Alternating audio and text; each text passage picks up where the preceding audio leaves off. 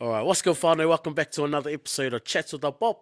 I'm here with another special guest, my whānau actually. Cuz, you want to introduce yourself?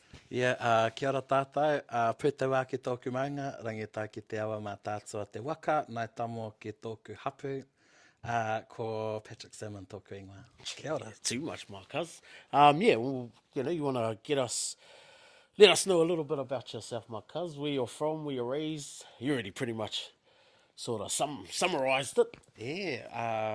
So born and raised here in Ngāti Awa. I was actually born in the Whakatane Hospital back in 1986. Yeah, so I'm an 80s baby. Before the internet and everything started becoming a big deal. Grew up here in Whakatane and Te Tiko in Texas. It's a small town, we've got a great community here. Yeah, hard cuz. And just of recently, we've just moved back here to home, back to Ngāti Awa from Tainui, from Waikato. Lived over in Hamilton for the last 10 years. Went over there to go and fill our kete up, I suppose. We had a mission to get tohu, find better mahi, or better paying mahi, and to start a business. And it took us 10 years, but we did it. And our whānau doubled in size. We left with 3 kids and came home with 6. So how was it, like, growing up in Whakatane, but being from Texas? Was there much of a difference? If you've ever been to Texas, or you know anyone from Texas, it's quite a privilege to be in the community. And it's never a right of somebody's, even if you're from there. But, it's a very close community. They got your back 100, and I love that. My confidence really comes from being brought up there. I'm a Pākid along with the rest of my cousins. We grew up at the marae because our koro was very proactive in the marae. Whether it was as a committee member or a trustee or the carpenter or whatever it was, but doing battens ups and raffles. My koro was the one that would go around, collect the money. I used to go to hāpati. Every 12th. So they would go to the 12th. Oh, and as a kid, I wanted to stay home and watch my cartoons, and we had to go out to Texas and or to whatever marae was hosting. For those who don't know what hapati is, it's the Ringatu faith, which is probably one of the most prominent Māori religions around in the area. Here in Mātātua, so it's quite prominent here in Ngāti Awa, Tūhoi, Te Whanāpunui, Whakatohia. Is that sort of like the Ritana one? Nah. Is that a different one? Nah, it's a different one. Oh, okay. But either way, what we were brought up with from our karawa, who was a minister in the Ringatu faith, was we were all baptised, or christened, sorry. We were all christened Ringatu. But we were always told that it was just a shield for us until we find out what we want to be in life. So we were never made or told you have to be Ringatu for your whole life. But naturally, the values that come from Ringatu are staples in our way of being and how we conduct ourselves in life. So, manaki, whakapono, like all those sorts of things. There used to be this really cool thing. So hapati hapati was always on a Saturday. And we had to go. When it used to be at Raihona at our marae, the hapati would be on the Saturday. They would have whare or housey or bingo on the Friday. Whare, that's right. They'd have whare on a Friday. So what we would do is, when my koro would open up the marae, we would run straight into the wharekai and go under the tables and find all the coins that they had dropped. And then would make us, find us, I don't know, $2 or $3 and then take off to the shops up Texas and spend it all on lollies. Back then you could get heaps of lollies for $3. Hard. Fire, So growing up in Te Tiko, where my whakapapa and whānau was really enriching, but also growing up here in Whakatane. So I went to school in Whakatane. Went to Apanui ko Hangareo, which is in Whakatane. Ko Hangareo teaches my nanny Vonnie, who's still here. She's one of our main undertakers in True. town. And then I went to Upanui Primary School, but it was such a good school. And then I went to Whakatane Intermediate. From Whakatane Intermediate, I went to Whakatane High Yeah. for about a year and a bit, and then I went to Edgecombe Oh, College, and went there with my cousins. And I'm going to tell you this, going from Whakatane to Edgecombe, yeah, yeah. it felt like going from a very organised kura, Yeah. proper, to like, you know, the school on Sistag too. It was like that. True. Yeah, it was wild. Like, people would be swearing in the class, just talking a conversation, and everyone can hear it, and the teachers wouldn't even say anything. Oh, and it's so funny because, you know, I've always been the way I am. I'm very effeminate, Yeah, you know. yeah. Well, just feminine, just is the way it is. Yeah, yeah. And I'll get asked, oh, you know, we bullied at school, and I'm like, the bullies were my whānau. Yeah. So no way, because no one messed with anyone from Texas if you Yeah. went from Texas. True. I left school early. Yeah. I think I stayed for one term in fifth form, and then I went to alternative education. Oh, yeah, like the course. Yeah. Sort of, yeah, yeah. And the reason why I went there, I didn't tell my I didn't tell koro tunu that I had left either, because he would have been wildly Yeah. fuming. But I left because my friends left to go to that course, and you were allowed to smoke cigarettes at course. True. How stupid is that? Those were goals of a 15-year-old. Yeah. Want to be around my mates and we can smoke cigarettes and go to course. Yeah, yeah. We passed it, and then I left there and went to do hairdressing. Oh, true. And I did that in Rotorua. True. And I was just kind of encouraged by everyone, like, go and do it. Like, Yeah, yeah. you say what, and at the time I was like, oh, yeah, I do want to do it. Yeah, yeah. And I really thought that's what I was going to be. I was going to be a hairdresser or hairstylist. Yeah, yeah, yeah. Or a hair technician. Yeah. Because not only do I do enjoy it, but I thought that was going to be the end of the road for me, kind of thing. Yeah, that yeah. was going to be it. But I went there for half a year, and one of my cousins came. Her name is Amanda. Who I love very much, Amanda Halings. She's one of our relations on the Savage Whānau. Oh, yeah, yeah. She said, because she's a hairdresser, Yeah. she goes, I'll teach you anything you want to learn in that. Come to performing arts, to Māori performing arts. Me again. Yeah. Okay, guys. So I quit, and then I joined. And it was one of the best experiences of my life I made. Really, really good friends, like lifelong friends that I've been friends with. And this is going back over 20 years now. I was fortunate enough to be part of Te Wānanga o Aotearoa's very first Māori performing arts touring groups. Yep. That toured around Aotearoa. We had this whole showcase or show that we took on the road. Oosh. For a couple of weeks. I think we were on the road for like a month. Yeah. Performing at whoever would have us. Yeah. Kind of buzz. So at schools, at halls, at Yeah. outside, in public areas. And I would have been around 17. Yeah. 17 when I was there, 17, 18.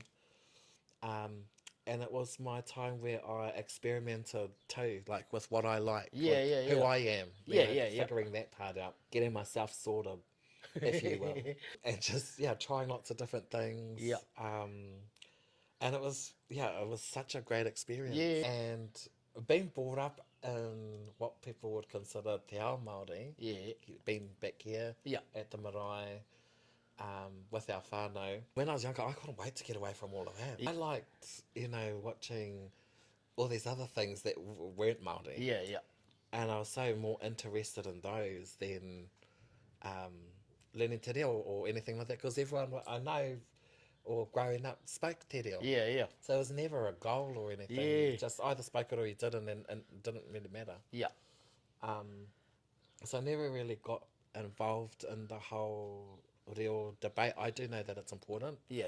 But I also do know that there's it's just as important. There's more to being Māori than just talking. Oh, yeah. I mean, it's one thing to be able to know how to say manaakitanga, but whether you know how to practice it. Yeah. So I know a lot of people that practice the values and the ethos of what we deem to what it means to be Māori. Yeah. And then, I know some very well articulated real speakers that are fucking shit. Yeah. That don't back up their bloody Yeah, kōrero yeah. with their actions. And they're out there. Yeah, yeah. Not putting it on anybody, but Yeah. they're out there. So for If you me, think we're talking about you, it that's probably you. is. Yeah. And then I took a detour down this other route where I just decided to jump way off the wicker onto something totally different. Yeah. And it was a storm. I mean, I've been blessed enough to have a couple of storms in my life, probably three major ones that were life altering and life changing and never the same again. Yeah, yeah. True.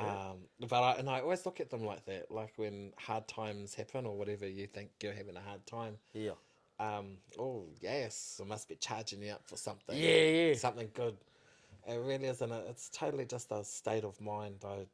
I've learnt over the years how to not let it overwhelm me if it feels like everything's falling to shit. Yeah, yeah. I just think, and I genuinely believe it. I think, okay, something's happening, something's changing. Yeah. I'm changing. Oh, I need a change. I've Yeah, gone yeah. off track. Life shouldn't hurt you. Yeah, yeah. I always look at it as lessons, eh? Yeah. Like whenever bad stuff happens and I'm going through it and I'm just like, oh, have to take a step back and I like imagine myself like coming out of it and being like, oh yeah, oh I know not to do that again. And Or it's not about maybe trying that to, way, you know? yeah, and it's not about trying to get out of it as fast as possible too. It's really sitting in it, not too long. Yeah. But it's really sitting in it and letting it pass because that's where your tongue is found Yeah. in the stormy times. They're not when it's all calm and well and Yeah, yeah. fluffy and fabulous. It's when it's gritty. And I do say with confidence, I have been fortunate enough and blessed enough to have some hard times. And they've been very, very different. And what is it? I've definitely lost myself in them Yeah. and rebuilt myself again. Sure.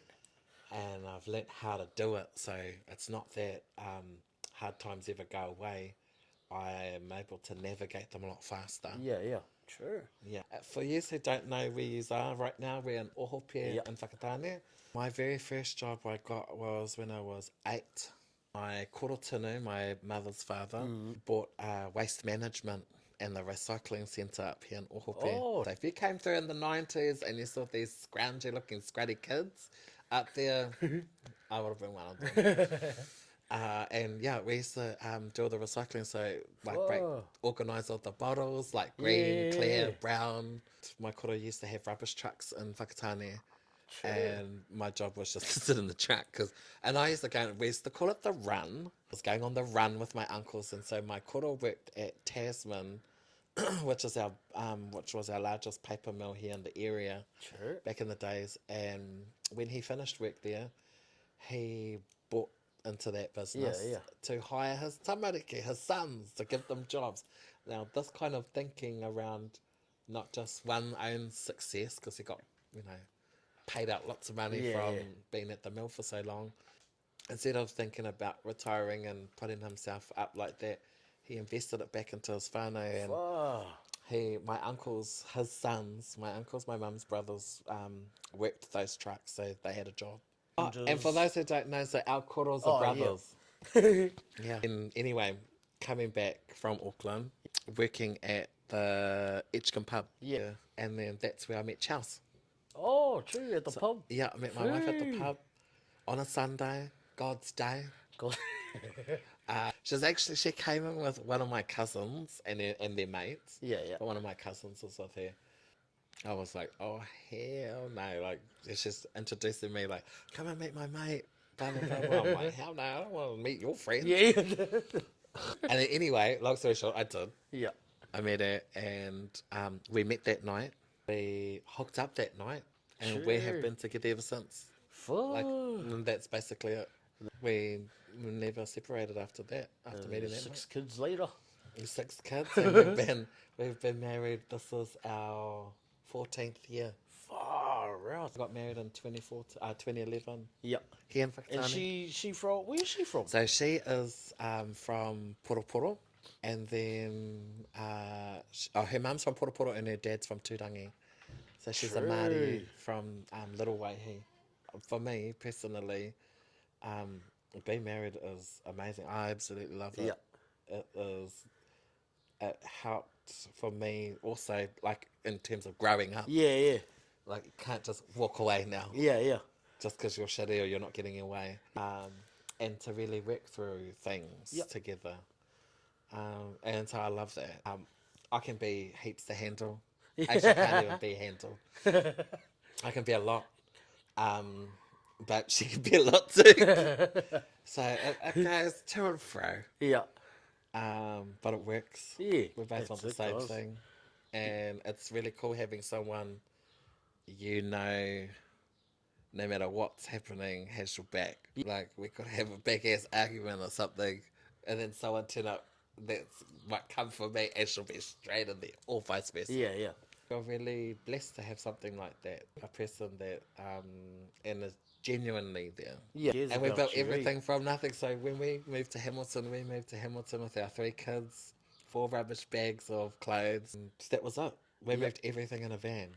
We Just built built over there. Yeah, yeah. When we first moved to Hamilton, we moved there because Chas got a really good job at Frontier in the lab. So for those who don't know what my darling does, so she by trade is a civil construction engineer. So she works with everything under the ground. She's that bitch. True. And I can't stand any of that stuff, but I mean, she loves it. Yeah, yeah. And machines and trucks. She can do cranes. She can do True. roller everything, tracks and yeah. wheels, anything like that. She can. She's got her class 5. You know, she's got all those licenses. And she did that for a few years. Yeah. And then people would be like, "Oh, is it weird that she does the man job?" and so when we moved to Hamilton, I had the salon. Oh, yeah. Yeah. So Chelsea's auntie put the salon, and then I was in there managing and running it. And she was asked that in an interview on TV. It never made it to air, that question, but Yeah. they asked her that, and I remember her saying when the journal or the interviewer Reporter or something. Yeah, yeah. asked her, what is it like doing the man job? And she was like, "Oh, I don't think it's a man's job. It's just like whoever's best fitted for it. Yeah, yeah. Like, would you feel comfortable with me behind a 20-ton crane Yeah, yeah. or Paddy? Yeah, yeah. Like, who would you feel Yeah. safe? And I'm like, and would you feel safe with me behind the scissors cutting your hair or her? Yeah, yeah. That's true, though. So there's horses for courses. Yeah. We found like a place or a person Yeah. that we can 100% authentically be ourselves with. And we're your typical husband and wife, just maybe the interests are Yeah. not the norm, whatever the fuck that means. Yeah. I don't think it is. What the norm is. Yeah. Because she's passionate about those sorts of things. Yeah, And I'm passionate about what I love. I'm a creative. She always says she doesn't have a creative brain in her body. And I agree with her.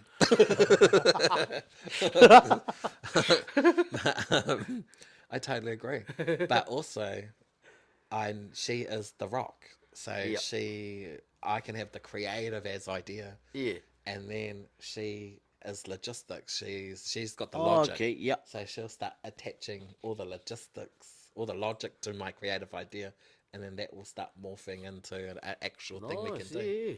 Currently now, Chelsea's doing her masters. True. In the same mahi? Sort of the same mahi? She's gone into a whole nother realm. So she also works at Whānau Awhina Plunkett. What's that one? It's our child. So we have Plunkett nurses. Yep. And Chelsea supports and advocates for all the kaimahi Māori in the organisation. Oh, man. So that's part of her role, and she helps develop it. I'm currently doing my PhD here at home at Aotearangi. Oh. So we've got some taonga in here. Yep. But what I really want to show you is down here. Taonga is so important, and it's so valuable. I'm always adorned with taonga. Like, it's just part of my life and part of my identity. Yeah. I've accepted it as that.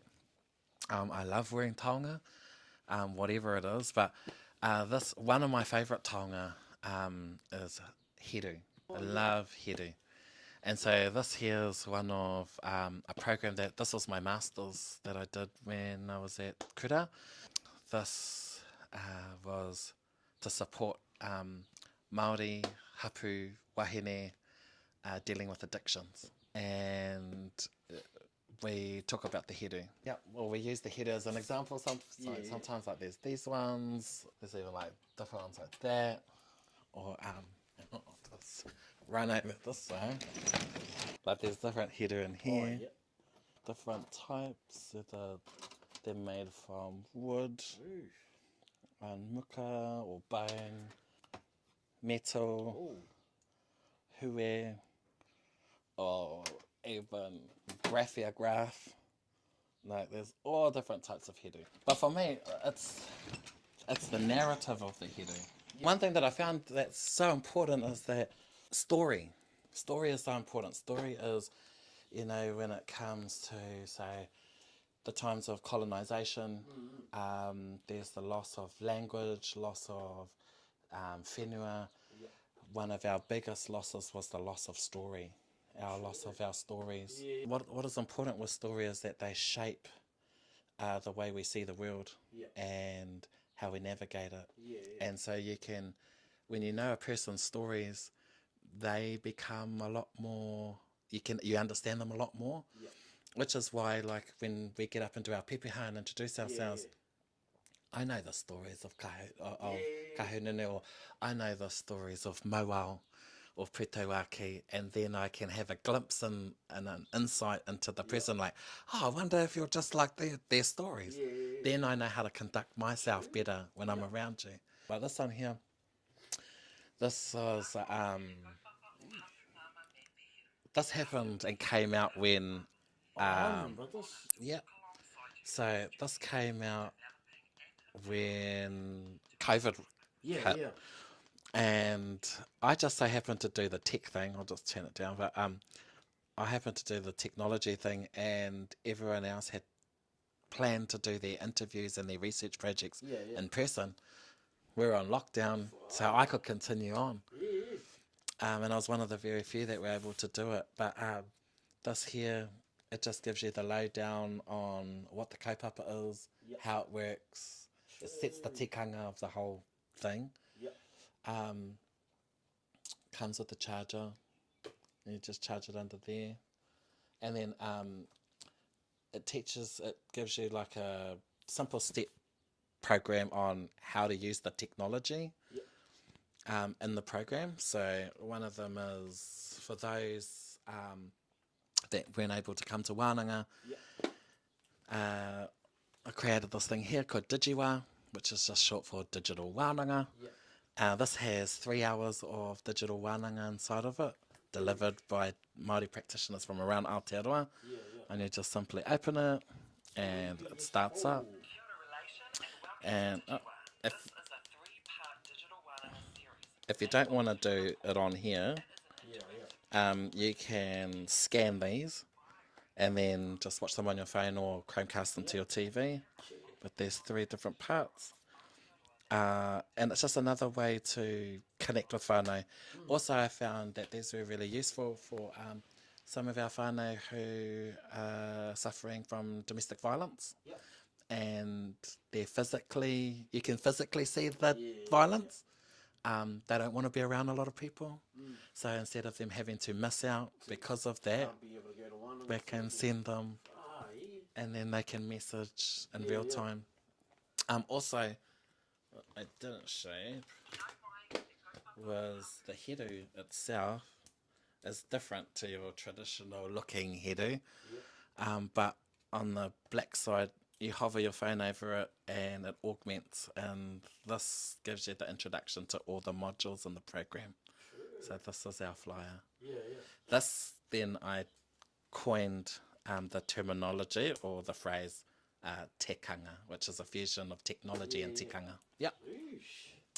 Then I realised, oh, maybe not everyone wants to wear heru, or they can't. Yeah, You know, because I realised we had some wahine that had alopecia, yeah.